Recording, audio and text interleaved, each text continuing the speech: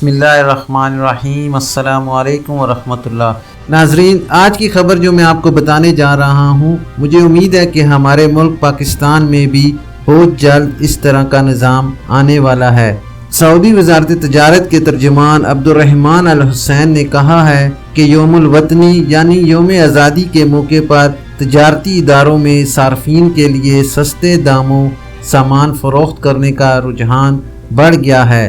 उन्होंने मज़ीद बताया कि 2700 से ज़्यादा तजारती इदारों और ऑनलाइन कारोबार करने वाले तजारती मराकिज़ ने यौमुल वतनी यानी आज़ादी के दिन की मुनासबत से रायती पैकेज पेश करने के लिए इजाज़तनामे हासिल किए हैं। सरकारी खबरसां एजेंसी SPA के मुताबिक वज़ारत तजारत के तर्जुमान ने बताया कि 70 लाख से ज़्यादा अशिया सस्ते दामों फ़रोख्त होगी। इनमें मलबूसात सर फहरिस्त है, फर्नीचर दूसरे नंबर पर, परफ्यूम्स और घड़ियाँ तीसरे, सोने के जेवरात चौथे और खाने पीने की मुख्तलिफ अशिया 5वें नंबर पर हैं। नाजरीन, वज़ारत तजारत के तर्जुमान का कहना है कि सामान ख़रीदने से पहले सार्फिन अपने 3 हकूक़ का ख्याल रखें। ये बात मद्देनज़र रखें कि रायती कीमतों पर सामान फ़रोख्त करने वाले तजारती इदारे के पास वज़ारत की जानिब से जारी करदा लाइसेंस है या नहीं। वज़ारत ने पाबंदी लगाई है कि इजाज़तनामा तजारती मरकज़ में नुमाया जगह पर चस्पा किया जाए।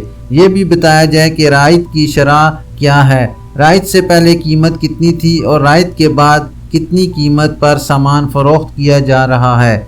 इसका टैक्स सामान पर लगाया जाना ज़रूरी है।